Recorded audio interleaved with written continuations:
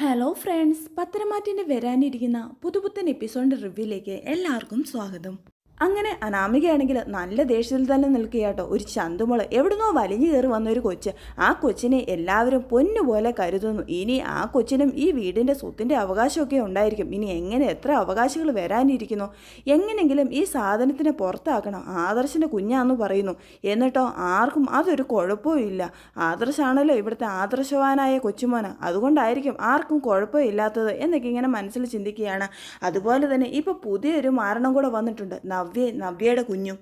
ആ കുഞ്ഞിനെ നവ്യയുടെ വയറ്റിൽ വെച്ച് തന്നെ ഞാൻ ഇല്ലാതാക്കാൻ ശ്രമിച്ചതാണ്. അങ്ങനെയാണ് പാലിൽ വിഷം കലക്കി നവ്യയ്ക്ക് കൊടുക്കാൻ വേണ്ടി വെച്ചത്. പക്ഷേ ആ പാലെടുത്ത് കുടിച്ചതോ ആ വല്യമ്മയും. അതുകൊണ്ടല്ലേ ആ കുഞ്ഞ് ഇല്ലാതെയാകാതിരുന്നത്. അതുകൊണ്ട് ഇപ്പം നവ്യയ്ക്ക് എന്ത് ലാഭമാണ്. മുത്തശ്ശിയുടെ സ്വർണ്ണമെല്ലാം നവ്യയ്ക്ക് കിട്ടാൻ തുടങ്ങി. എനിക്കാണെങ്കിലോ എനിക്കൊന്നുമില്ല. ആ ദുഷ്ടനായ അനിയാണെങ്കിലോ എനിക്കൊന്നും മേടിച്ചു തരുകയില്ല. ഞാൻ ഇനി എന്ത് ചെയ്യാൻ. എനിക്ക് എന്തായാലും എൻ്റെ വീട്ടിൽ പോയിട്ട് കാര്യങ്ങളൊക്കെ എല്ലാവരോടും ഒന്ന് പറയണം. അങ്ങനെ ജാനകിയോട് വീട്ടിൽ പോകാൻ അനുവാദമൊക്കെ ചോദിച്ചിട്ട് അനാമിക വേണുവിൻ്റെ രേവതിയുടെ അടുത്തോട്ട് പോകുകയാട്ടോ. അങ്ങനെ അനാമികയെ കാണുന്ന വേണും രേവതിയാണെങ്കിൽ വളരെ സന്തോഷത്തോടെ ചോദിക്കുന്നുണ്ട്, മോളെ എന്തൊക്കെയുണ്ട് അവിടെ വിശേഷം, മോൾക്ക് സുഖമാണോ, എന്തൊക്കെയായി കാര്യങ്ങൾ എന്നൊക്കെ ചോദിക്കുമ്പോൾ അനാമിക പറയുന്നുണ്ട്, എനിക്കിപ്പോൾ വളരെ വിഷമമാണ് അച്ഛാ. കാരണം ആ ചന്തു എന്ന് പറഞ്ഞ ഒരു സാധനം വന്നിട്ടുണ്ട്. ചന്തുമോള് ആദർശിൻ്റെ കുഞ്ഞാണെന്നൊക്കെ പറഞ്ഞു. ഞാനൊരു കുടുംബകലഹമൊക്കെ പ്രതീക്ഷിച്ചതാണ്. പക്ഷേ ആ നയനയാണെങ്കിൽ ആദർശിൻ്റെ കുഞ്ഞാണെന്ന് അറിഞ്ഞിട്ട് പോലും ഒരു കുഴപ്പമില്ലാതെ ആ കുഞ്ഞിനെ സ്വന്തം മോളെ പോലെയാണ് കരുതുന്നത്. ആദർശിനെ വീട്ടിൽ നിന്ന് എല്ലാവരും പുറത്താക്കുന്നൊക്കെ ഞാൻ കരുതിയത്. അങ്ങനെയാണെങ്കിൽ അവരുടെ ജൂലേഴ്സിലൊക്കെ എനിക്കും ഒരു അധികാരമൊക്കെ പിടിച്ചു പറ്റായിരുന്നു. പക്ഷെ അതൊന്നും നടന്നില്ല അച്ഛാ. എല്ലാ കാര്യങ്ങളും പ്രതീക്ഷിച്ചതുപോലെ ഒന്നും ആയില്ല. ഇപ്പോൾ പുതിയൊരു മാരണവും വന്നിട്ടുണ്ട്. നവ്യയുടെ കുഞ്ഞും. അതുങ്ങളെ ഞാൻ എങ്ങനെയെങ്കിലും ചവിട്ടി പുറത്താക്കണം. എന്തായാലും ഇങ്ങനെ വിട്ടാൽ ശരിയാകില്ല. ഇപ്പം മുത്തശ്ശനൊക്കെ ആണെങ്കിൽ നവ്യയ്ക്ക് ഓരോരോ സമ്മാനങ്ങളല്ലേ കൊടുക്കുന്നതും. അതും 10, 20, 30 പവൻ്റെ സ്വർണ്ണാഭരണങ്ങളൊക്കെയാണ് കൊടുക്കുന്നത്. എനിക്കിതൊന്നും കണ്ടുകൊണ്ട് നിൽക്കാൻ പറ്റുന്നില്ല. എനിക്കാണെങ്കിൽ നല്ല വിഷമമാകുന്നുണ്ട് അച്ഛാ എന്നൊക്കെ ഇങ്ങനെ അനാമിക പറയുകയാണ്. വേണു ആണെങ്കിൽ പറയുന്നുണ്ട്, മോളെ നീ ഇങ്ങനെ വിഷമിച്ചിരുന്നിട്ട് എന്താ കാര്യം. നീ എങ്ങനെയെങ്കിലും അനിയുടെ പ്രീതി ഒന്ന് പിടിച്ചു പറ്റാൻ നോക്ക്. അങ്ങനെ കുറച്ച് സ്വത്തുക്കളൊക്കെ അവിടെ നിന്ന് അടിച്ചു മാറ്റാൻ നോക്ക്. അങ്ങനെയൊക്കെ പറയുമ്പോൾ അനാമിക പറയുന്നുണ്ട്, അനിയുടെ പ്രീതി പിടിച്ചു പറ്റാൻ അത് ജീവിതകാലത്ത് നടക്കുകയല്ല. അനിക്ക് എപ്പോഴും നന്ദു തന്നെയാണ് പ്രധാനം. പിന്നെ വേറൊരു കാര്യമുണ്ട്, അനീനെ കൊന്നിട്ട് ആത്മഹത്യയാണെന്ന് വരുത്തി വെച്ചാൽ എല്ലാവരും സഹതാപത്തോടെ എനിക്ക് എന്തെങ്കിലും സ്വത്ത് എഴുതി തരുമായിരിക്കും. അത് മേടിക്കാം. പിന്നെ എൻ്റെ അമ്മയുണ്ടല്ലോ ജാനകി, എൻ്റെ അമ്മായിയമ്മ. ആ അമ്മായിയമ്മയെ കൊണ്ട് ഒരു ഗുണവും ഇല്ല. അവരെ സ്നേഹിച്ചിട്ട് വലിയ കാര്യങ്ങളൊന്നുമില്ല. എനിക്കൊരു കിട്ടപ്പോരും ഇല്ല. അച്ഛാ, നന്ദുവിൻ്റെ കാര്യം എന്തായി? നന്ദു SI ആവുമോ? SI ആയാൽ നമ്മുടെ കാര്യങ്ങളെല്ലാം കഷ്ടമാണ്. അവളെ പരമാവധി അവിടെ ഇട്ട് പീഡിപ്പിക്കണം.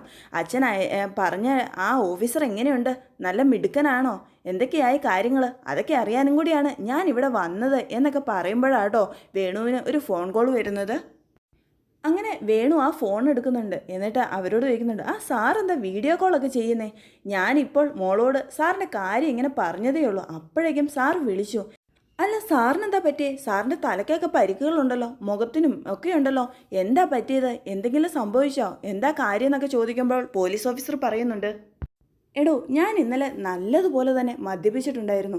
ഈ സമയത്ത് നോക്കി എന്നെ ആരോ നല്ല ഇരുട്ടടി അടിച്ചതാണ്.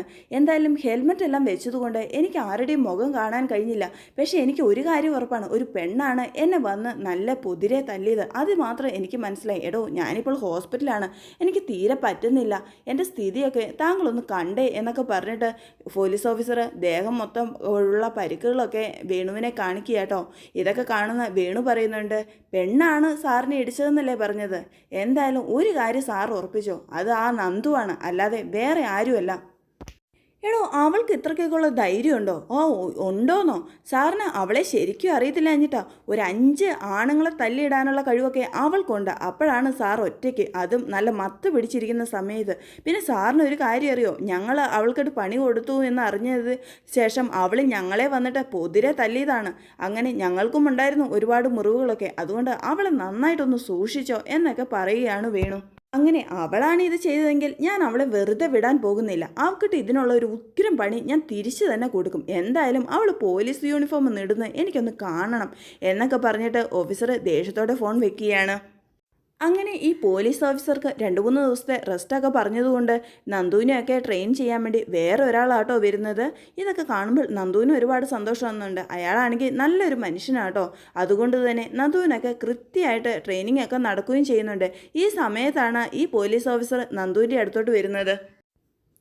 നന്ദുവിനോടാണെങ്കിൽ ദേഷ്യത്തോടെ ചോദിക്കുന്നുണ്ട്, നീയല്ലേ എനിക്കിട്ട് പണി തന്നത്, എനിക്കിത് മനസ്സിലാകില്ലെന്ന് നീ കരുതിയോ?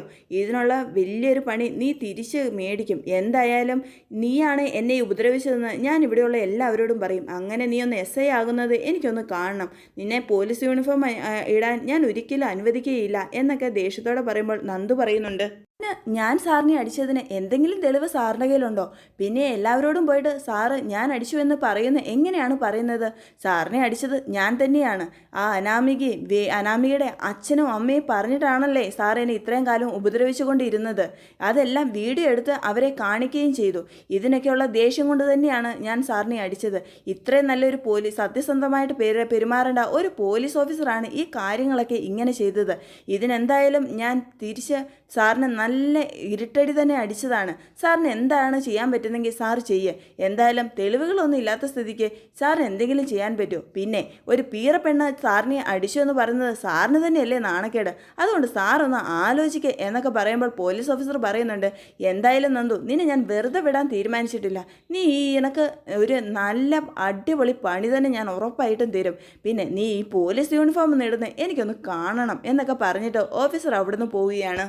ഇതൊക്കെ കേൾക്കുമ്പോൾ നന്ദുവിൻ്റെ കൂട്ടുകാരിക്കാണെങ്കിൽ നല്ല ടെൻഷൻ ആവുന്നുണ്ട് കേട്ടോ. കൂട്ടുകാരിയാണെങ്കിൽ നന്ദുവിനോട് പറയുന്നുണ്ട്, നന്ദു, നമ്മളാ ചെയ്തത് അബദ്ധമായി പോയോ? ഇയാൾ എന്തെങ്കിലും പണി തരുമോ? നിന്നെ ഇനി പോലീസ് യൂണിഫോം ഇടാൻ ഇയാൾ അനുവദിക്കുകയല്ലേ എന്നൊക്കെ പറയുമ്പോൾ നന്ദു പറയുന്നുണ്ട്, അതൊന്നും കാര്യമാക്കണ്ട. ഇയാൾ എന്തായാലും അധികം കാലമൊന്നും ഇവിടെ തുടരാൻ പോകുന്നില്ല.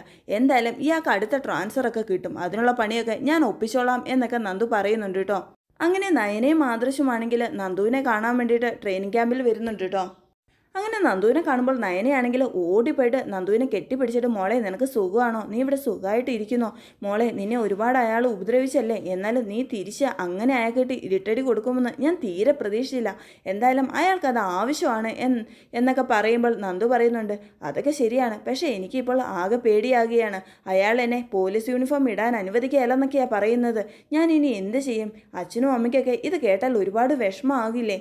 എന്തായാലും അയാൾക്കൊരു ട്രാൻസ്ഫർ കൊടുക്കാൻ പറ്റുമോ ആദർശേട്ടാന്നൊക്കെ ചോദിക്കുമ്പോൾ ആദർശ് പറയുന്നുണ്ട്, മോൾ ഒരു കാരണവശാലും വിഷമിക്കേണ്ട. ഞാൻ മുത്തശ്ശനോട് കാര്യങ്ങളെല്ലാം പറഞ്ഞിട്ടുണ്ട്.